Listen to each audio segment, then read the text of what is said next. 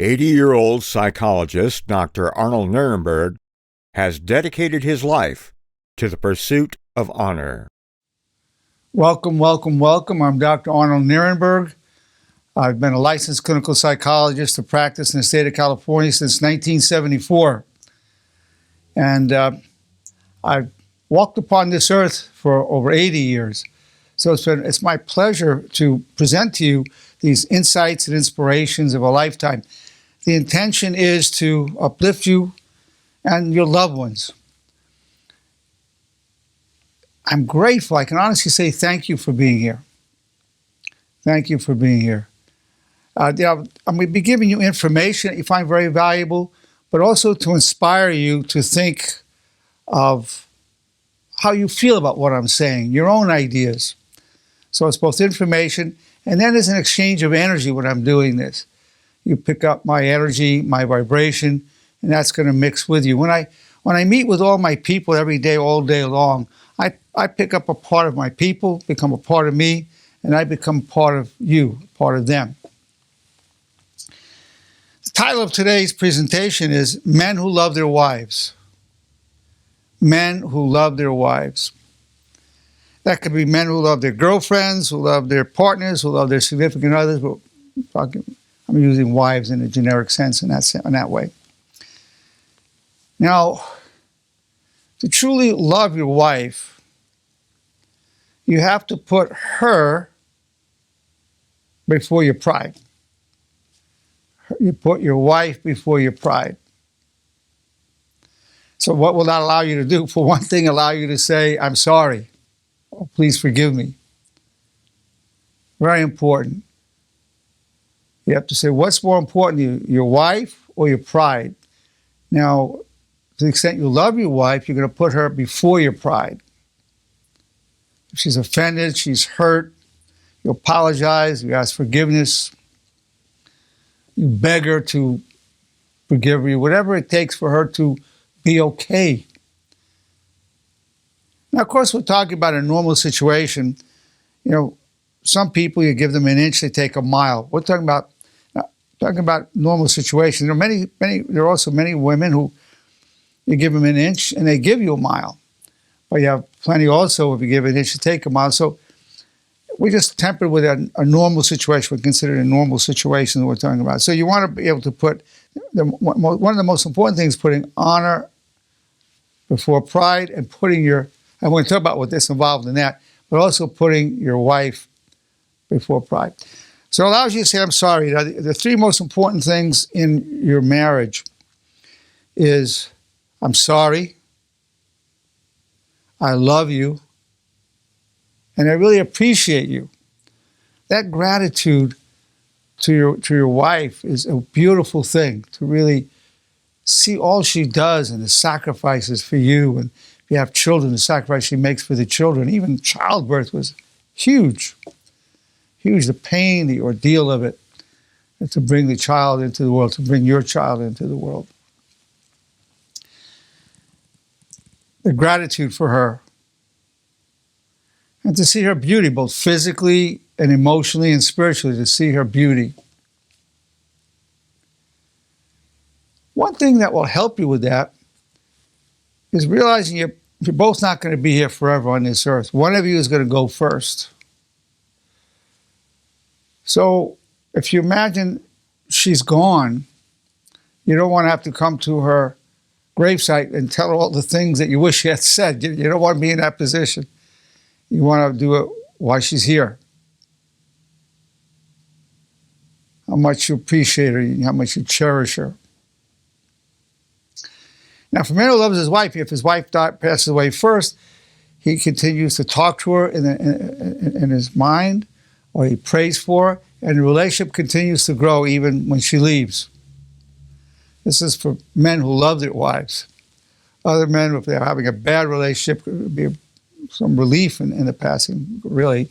But for men who love their wives, they can continue growing that relationship and carry them with them, and their wives are alive for them.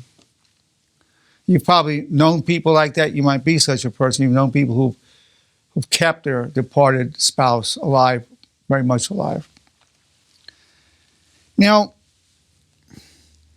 it's natural for men to sort of check out women, and you don't want to be doing that. Now, let me tell you the cow study. In a cow study, if you bring a cow in heat to a bull, he'll mount her.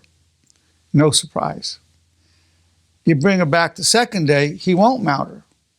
But if you bring another cow in heat, he will mount her. So there is a genetic aspect to spread the seed to ensure the survival of their genes.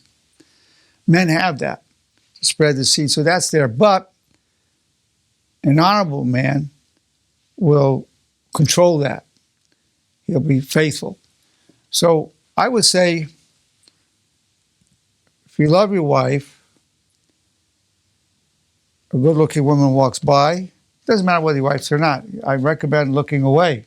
This I might really want to check her out, close it. Or if she's really coming close by, you inhale through your mouth so you don't have the fragrance of her. These are ways to reduce the possibility of you becoming overly attracted to another woman. Let me tell you, what I tell people, in the street, so it is in the bedroom. In the street is in the bedroom. Because if you see a woman that you're really attracted to, or you're talking to her and you're attracted, if that goes at a certain point in you, you could be having sex with your wife and that woman's image will appear to you. You want to minimize that. Something that's inevitable, but you want to minimize that. You want this to be really just you and your wife making love. Now, probably about 60% of the men I see, going through depression, anxiety, panic attacks, and their libido's low, the sex drive is low. And I ask them, is this a problem in your marriage? And most of the time they say, yeah, it is. I say, well, I recommend you telling your wife that you love her and you're attracted to her, because she can feel undesirable if you're not making love to her at the frequency that you did. Or, worse yet, can think you're cheating and seeing somebody else. Then I also recommend to men, to whatever extent possible, to sexually satisfy your woman, even though you may not always be in the mood, if that's possible. You love your wife, you see the beauty in her, you want to express that to her emotionally, sexually, physically, in every way possible. When I ask every session that I see my patients, what is your purpose in life? A very typical answer for both men and women is to be a good parent, to be a good father, or to be a good mother. That's 99% of the cases, to be a good mother or to be a good father. I want to really raise my children the right way. Once in a while, I'll meet a man who'll say to be a good husband, or to be a good husband and father. Now, here's the bottom line. All people care dearly about your children. All of you care about your children. Most of us, I have 7 myself, we would die without hesitation for our children. But that probability, the need for us to die for our children, is highly unlikely. The best thing you can do for your children is to love their mother. To the extent the marriage is secure, that creates a security for the children and creates a context for them to be happy and secure. If you're having fights all the time, or they're seeing this disruption, once in a while it's okay. Some people say, well, I don't want to argue with my wife in front of my kids. It's okay if they see you argue. That's life. But it's also important for them to see that you made up. That's important. If they don't ever see you argue, they get married, they get in an argument, they say, what is this? You're terrible. My parents never argued. Well, the parents did argue. They just didn't see it. So they didn't know that was normal. So even in the best of marriages, there are going to be times where it's really difficult, where it could be super difficult. That's a normal part of a healthy marriage. Those misunderstandings will happen. Now, I do know of a case where one couple never argued. They were married for 70 years. There was not a single argument. That's rare. But it turns out they were sharing the same hearing aid. So that's the only way it's going to happen, really. Now, of course, one of the things that will help you really appreciate your wife is if you were married before it was a bad marriage and you always were in trials and tribulations with the ex. For many who say, okay, what if you have the right woman now, you say, wow, this is so much better than what was going on. I'm so grateful that marriage ended. It was really very destructive and toxic. It's wonderful to be with you. Wonderful. To make you even more grateful. Now, they say, happy wife, happy life. Some truth to that, but there's even more truth to unhappy wife, unhappy life. There's even more truth to that. Unhappy wife, unhappy life. So I would say if your wife is unhappy, particularly if she's unhappy with you and you're having marital problems, it's just about impossible to be happy. If you're having a marriage problem, you can deal with it honorably, but you're not going to be a happy camper. It's just not going to be there. So whatever you can do to resolve it, certainly respect, and respectfully real communication is key to a strong relationship. Let me give you an example of respectful real communication. If you say to your wife, let's say you were jealous. It's normal to have some amount of jealousy when we love somebody. Some men would just start screaming at, oh, you want to have sex with the rest, why you talk to us, why you laughed at his jokes, you can go on, whatever. That will really, and I'm assuming there's chastity on both sides, that both of you are faithful. But you say, I love you, I feel certain possessiveness towards you, I belong to you, you belong to me. I get jealous, I just need some reassurance, or I appreciate if you don't talk to that guy so much because he's a good-looking guy. And when you laugh at his jokes, I think he gets the idea that you like him too much. This is a normal conversation. Guys, this is a normal conversation. Jealousy, for 99% of us, is there. I'm not talking about crazy jealousy where you want to lock your wife in a closet and nobody can see her. I'm just talking about normal jealousy and possessiveness. That's normal. So if you say, I feel jealous, I feel, with that, so I appreciate if you not do that. And I recommend the wives to go along with that because you don't want to keep taunting that jealousy spot. That's not a good one. So that's a good way, that kind of respectful, real communication about the jealousy is very important. And that goes in all areas of life. Hey, you hurt my feelings, I felt humiliated, I felt inferior, jealous, overwhelmed, whatever, as opposed to lashing out. Now know this, that underneath, you're going to get angry at your woman no matter how much you love her.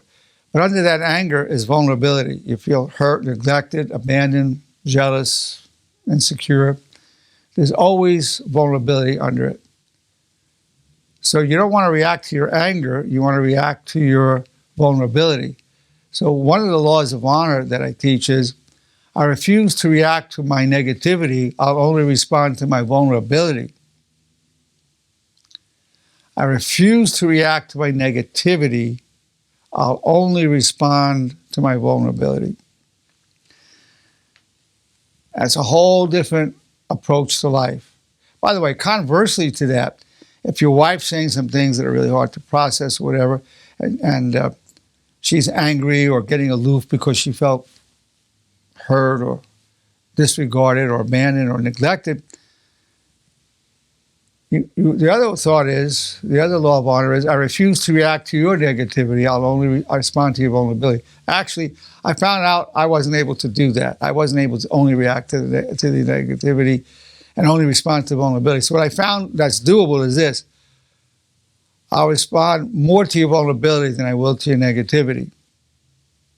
Or if you believe in God as I do, God willing, I'll respond more to your vulnerability than to your negativity. So the negative thing's still there, but you see the vulnerability. She felt hurt, she felt neglected, she felt jealous. She said, you're the only one for me, sweetheart. I have no eyes for anybody else but you. I love you, I want you. If you felt neglected, I'm sorry, let me make it up to you. Whatever. Or it won't happen again. You want to respond to your own vulnerability and hers. And those are two laws of honor. Now, as men, we want to have the last word. This is normal. So I know I get the last word, and I'll tell you how that happens. My wife tells me what to do, and I go, yes, ma'am. That's you want to having the last word is understandable. You might want it, but it's overrated. A lot of times it comes down to this: do you want to be right or do you want to be happy? You're getting into disagreement. You know she's wrong, but you have to just ask: do I want to be right or I want to be happy?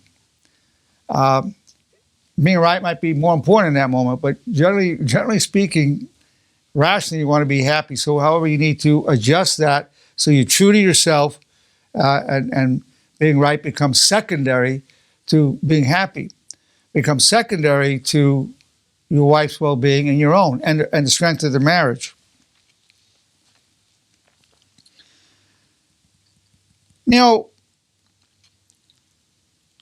Trust is vital. We love our wives, but trust is totally vital in any relationship.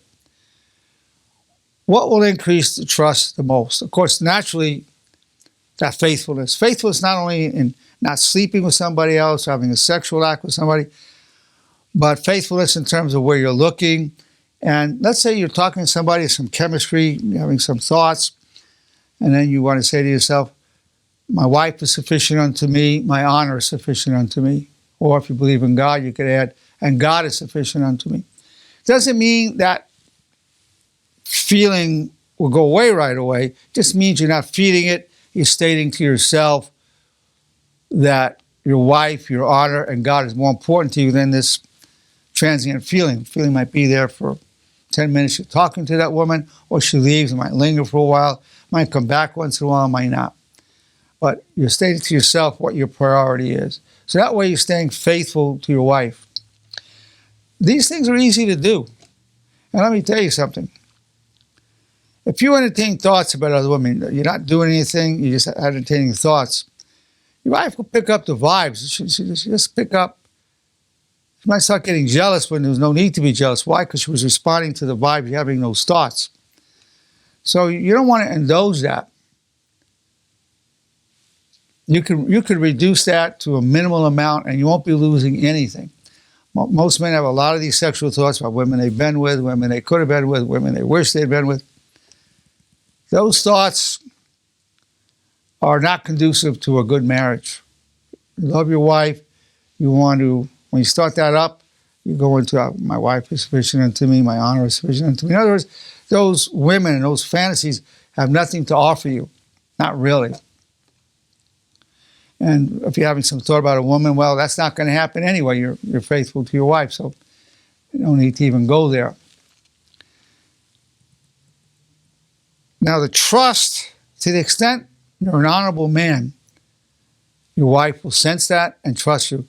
So I'm defining honor as loyalty to your highest constructive values as enshrined within the 4 commandments of honor while striving to cause no harm physically and emotionally.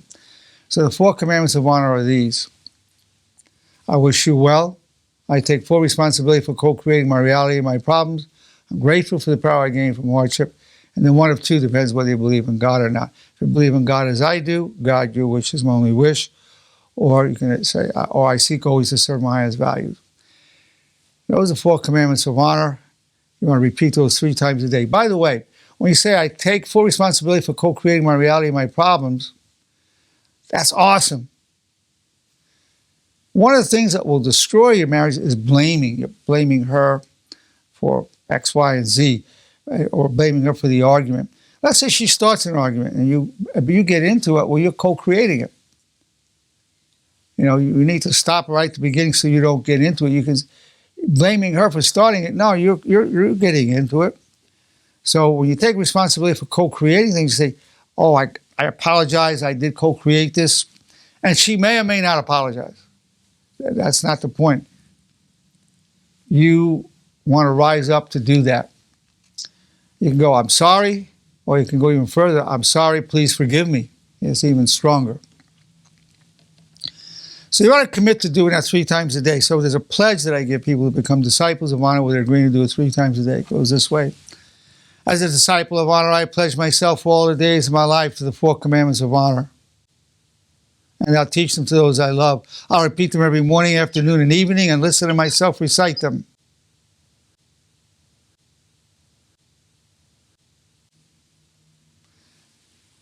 It's a powerful, powerful pledge for the rest of your life. Now, I recommend strongly to memorize those commandments exactly in those words. It took me many years to work out the exact wording. Memorize them. And you read them, but you want to work on it till you memorize it so you can do it wherever you are, anytime, anywhere. Now, you want to maximize the probability you're going to apply those commandments of honor in any situation you're in. So you do it 3 times a day, but also I have what I call the bridge, which is a bridge between honor, the realms of honor, and reality. So the bridge is this. What's the most honorable thing to think, say, and do? So that becomes your gold standard in everything in life. Your thoughts, your words, your action is honor. So you repeat that after you do the commandments of honor. So for me, it would be this. God, your wish is my only wish. I wish you well. I take full responsibility for co-creating my reality and my problems. I'm grateful for the power I gave from hardship. What's the most honorable thing to think, say, and do? And then, any situation you're in, that is the gold standard. To truly live this way, you must put honor before everything. And your spouse will know that. People will feel that about you. So then you can become, just doing the commandments of honor and the bridge will take you the distance. But even further, take you even a greater height is to become a devotee of honor. We're reciting the Supremacy of Honor Code at least once a day. The Supremacy of Honor Code is this. Honor before pride, honor before anger, honor before sex, honor before money. Honor before fear, honor before everything, honor before life itself. You want to commit yourself to that, and there's a pledge for that.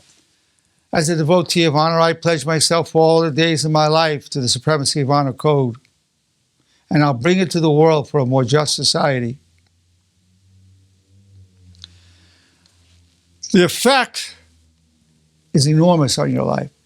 The 3 basic truths of life.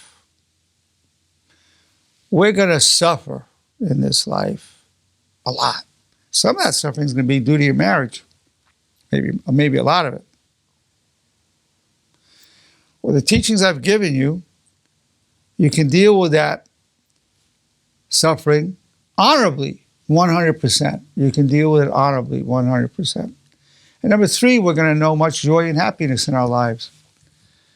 But that suffering is built in. Certainly inevitable in terms of death and sickness, but even before that, the misunderstandings and just the stresses and strains of everyday life. So those are 3 basic truths of life. So if you're suffering, or some of your loved ones are suffering, just know that's normal. That's not abnormal. It's not abnormal.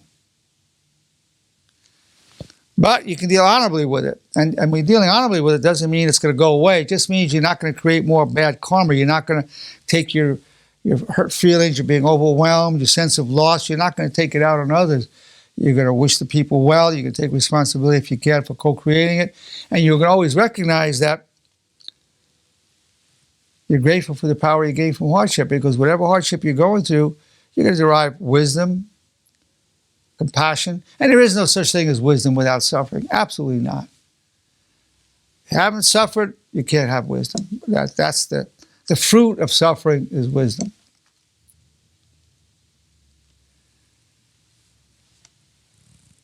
You have that compassion. Now, one derivative of the what I call the warrior's commandment of honor. The warrior's commandment of honor is this. I'm grateful for the power I gained from hardship. Well, there's 2 derivatives that are going to help you deal with your marriage. Of course, everything in life, but we're talking right now, your relationship with your wife. 2 derivatives. One is, I'll come back much stronger than ever. Or God willing, I'll come back much stronger than ever. So if you're going through some problem with her, you go, well, God willing, I'll come back much stronger than ever. And the other derivative is, what's the best true story I can tell myself about this problem? You're having something going on. It might be over nothing. It might seem to you it's over nothing, but nonetheless, there it is. What's the best true story I can tell myself about this problem? Whatever difficulty you have, whatever loss you have in life, the difficulty is real. The loss is real. But it's only half the story. The other half of the story is there's a gain.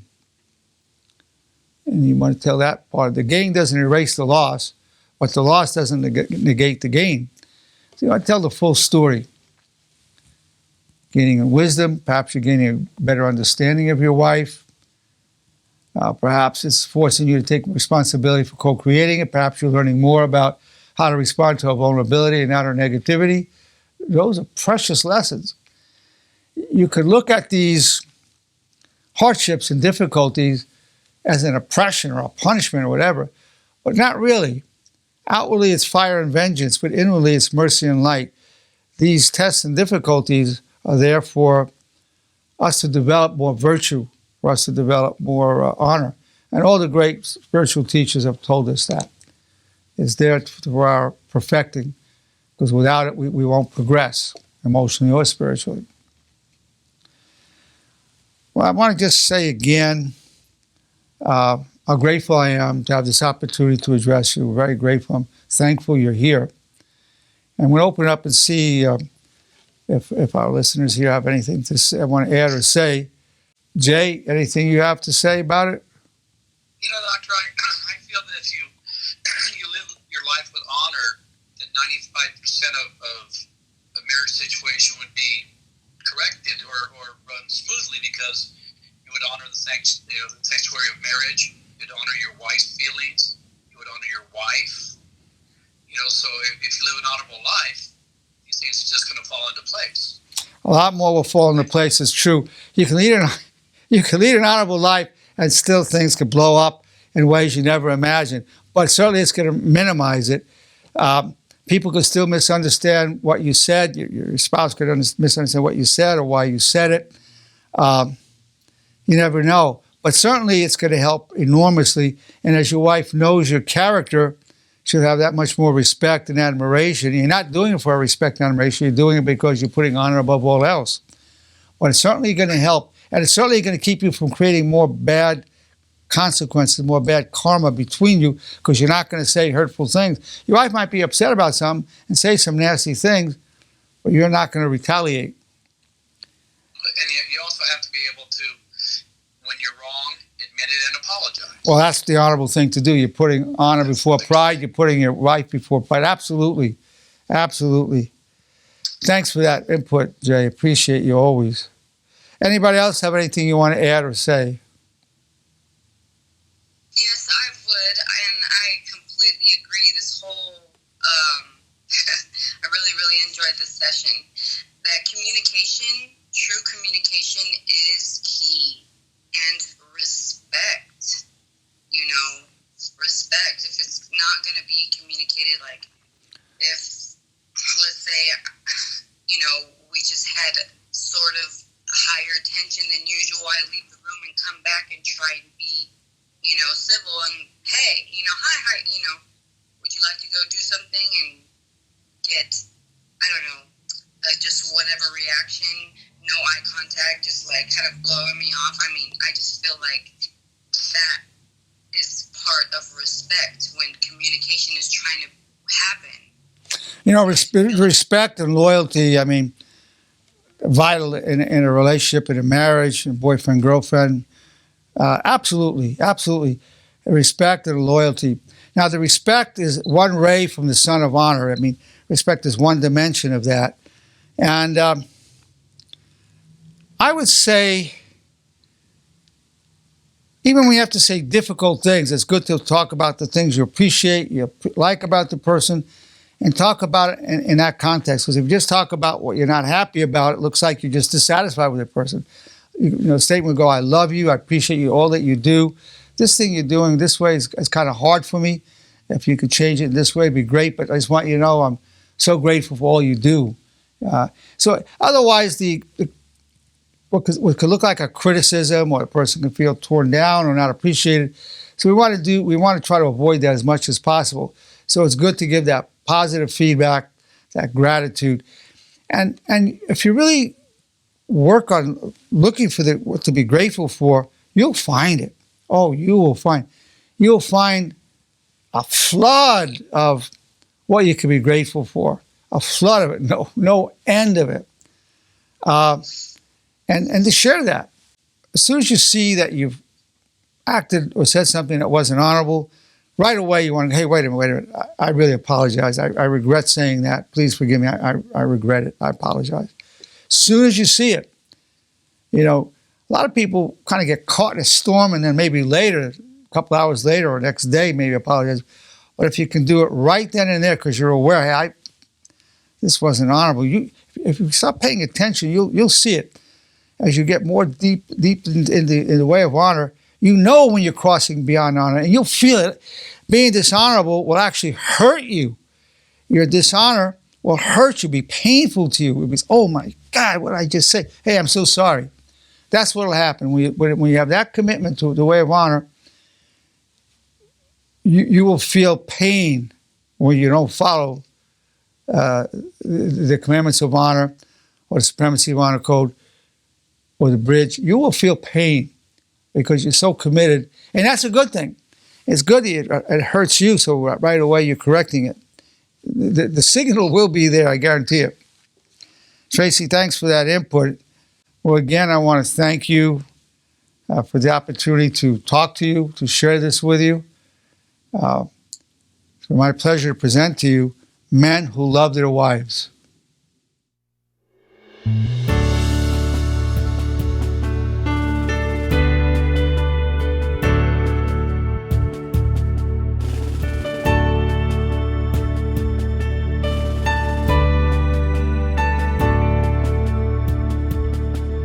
The sea of destiny is in your deepest struggle. God's will and mine be one, and I wish you well.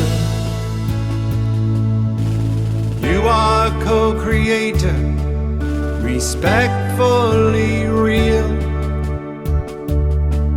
There's a way in the valley that turns weakness to steel. We're known through all eternity. From strife we gain power,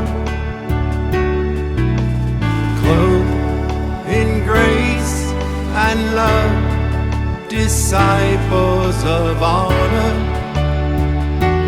All the days of our lives refuse the way of shame.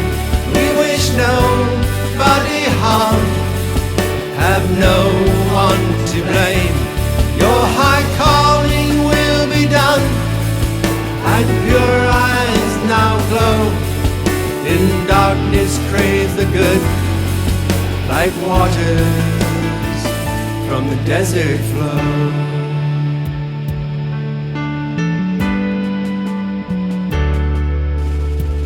I pledge my love all the days of my life. I pledge my soul to all that is good. I pledge my heart to my brothers and sisters who I join in the light, leave a legacy of honor.